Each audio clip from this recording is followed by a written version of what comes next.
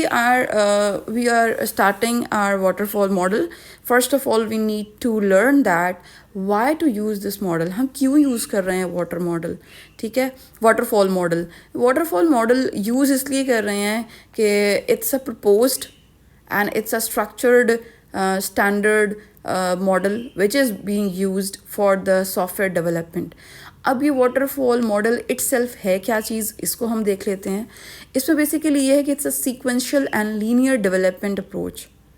अब सीक्वेंशियल का मतलब होता है sequence wise, one by one, ठीक है, एक स्टेप के बाद दूसरा step and then third step आएगा, स्टेप बाय स्टेप इसमें हम चलेंगे. लीनियर का मतलब होता है इन अ स्ट्रेट लाइन, कि बिल्कुल एक स्ट्रेट मैनर में जो है वो फेजेस होती हैं. कैसे होती हैं मैं डायग्राम में अभी आपको समझाती भी हूँ. The next point is developers use this approach when. अच्छा, अब वाटरफॉल मॉडल था क्या? It was basically a sequential and linear development approach.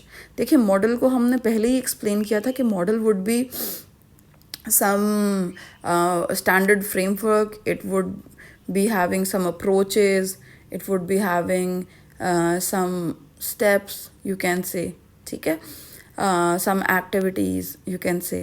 तो यहाँ पे इन्होंने कहा है कि ये एक डेवलपमेंट अप्रोच है, ठीक है, सॉफ्टवेयर डेवलपमेंट अप्रोच है. किस तरह की?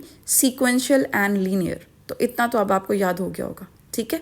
मूविंग नेक्स्ट, वो ये कहते हैं कि वो ये डेवलपर्स ये अप्रोच इसलिए यूज़ करते हैं और तब यूज़ करते हैं जब product requirements are well defined. Exactly, एक ऐसा सॉफ्टवेयर डेवलपमेंट प्रोजेक्ट, एक ऐसा सिस्टम डेवलपमेंट प्रोजेक्ट जिसमें प्रोडक्ट की रिक्वायरमेंट्स आर वेल डिफाइंड. आपको पता है कि प्रोडक्ट की रिक्वायरमेंट्स क्या हैं, देन आप वाटरफॉल मॉडल यूज़ करेंगे, ठीक है.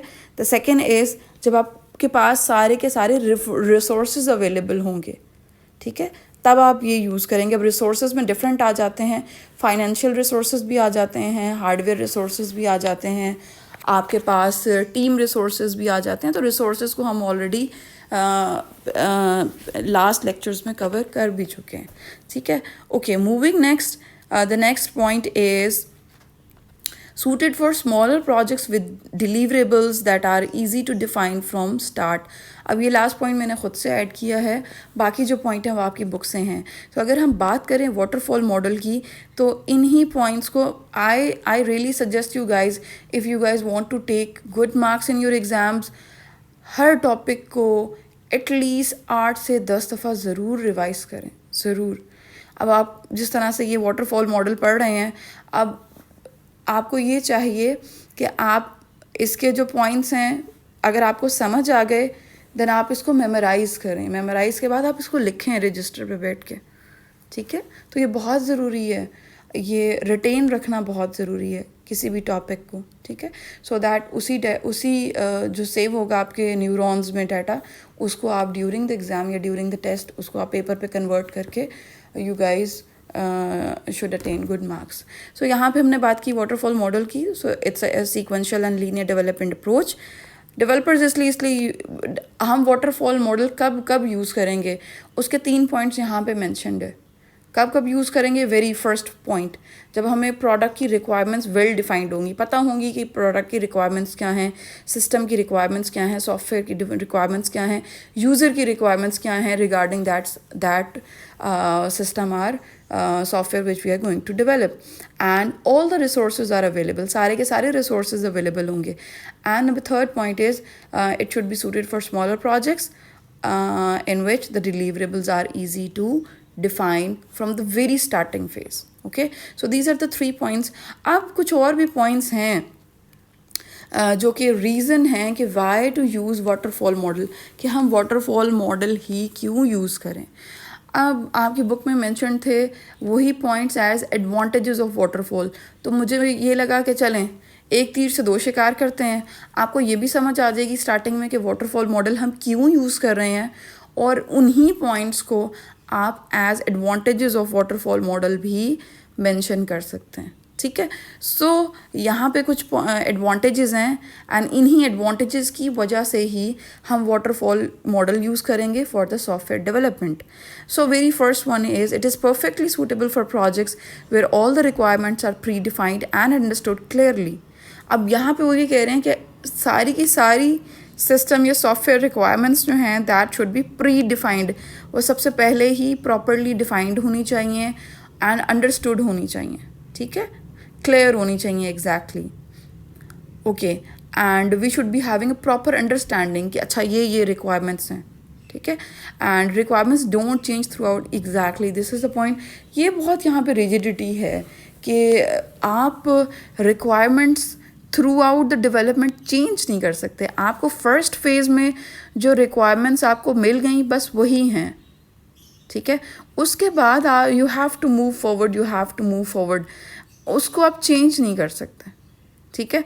अच्छा ये चलें moving next, we are having second point, it is easy to understand and implement. सारी बात है जब आपके पास पूरी की पूरी रिक्वायरमेंट्स। अच्छा एक और बात भी है, जब आप किसी सॉफ्टवेयर का रेप्लिका जनरेट करते हैं ना तो उसमें भी वाटरफॉल मॉडल यूज़ किया जाता है। फॉर एग्जाम्पल ले लेते हैं इन ड्राइव की। अब इन ड्राइव जो आपकी कैब सर्विस है, अगर इसी तरह की आपने रेप्लिका कोई ऐप बनवानी है या डेवलप करनी है तो उसके लिए ज़ाहिरी बात है आपको सारी की सारी रिक्वायरमेंट्स पता हैं, आपको उसकी इम्प्लीमेंटेशन, उसकी फंक्शनैलिटीज़ सारा कुछ आइडिया है। तो उसमें जो है वो हम वाटरफॉल मॉडल यूज़ करेंगे कि आप शुरू में इनिशियली आप कंपनी को कह दें कि मुझे इन ड्राइव की ऐप जो है एग्जैक्टली इसी का रेप्लिका चाहिए, मुझे एक ऐसी ऐप चाहिए अपनी।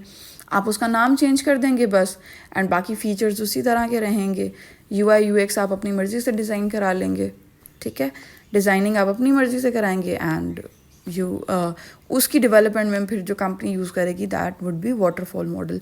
Okay, moving next, all the activities to be performed in each phase are clearly defined. Exactly हर फेज़ में जो एक्टिविटीज़ चल रही होंगी, जो परफॉर्म होंगी, they should be clearly defined. The release date and the final cost are already estimated before the development begins. अब जाहिर बात है मैंने आपको एग्जांपल दी है कि अगर आप किसी से इन ड्राइव सॉफ्टवेयर का एग्जैक्टली रेप्लिका बनवा रहे हैं तो आप उसमें फाइनली जो डिलीवरी डेट है वो भी दे देंगे कि हमें इस डेट को जो है वो सॉफ्टवेयर डिलीवर हो जाना चाहिए या वो लाइव हो जाना चाहिए, एंड फाइनल कॉस्ट उसमें कितनी आएगी, ठीक है। तो ये सारी की सारी चीज़ें जो हैं डेवलपमेंट स्टार्ट होने से पहले ही जो है वो सारे मामलात जो हैं ये फिक्स अप हो जाने चाहिए। The second last point is it is easier to assign task to different team members. अब जाहिर बात है जब सारी की सारी रिक्वायरमेंट्स पता हैं, जब सारे के सारे फीचर्स पता हैं, तो उन सिचुएशंस में आपको टास्क असाइन करना भी बहुत इजी होता है। आपको पता होता है कि आपने डिज़ाइनिंग टीम को क्या टास्क देना है, डेवलपमेंट टीम को क्या टास्क देना है, देन टेस्टिंग टीम जो है उनके क्या टास्क होंगे। सो कंपैरेटिवली ईजी होता है when you will be having a clear vision, when you will be having clear mind about the development of any project. The last point is all processes, actions and results are well documented, and सारे के सारे processes, actions and results जो हैं उनकी एक proper documentation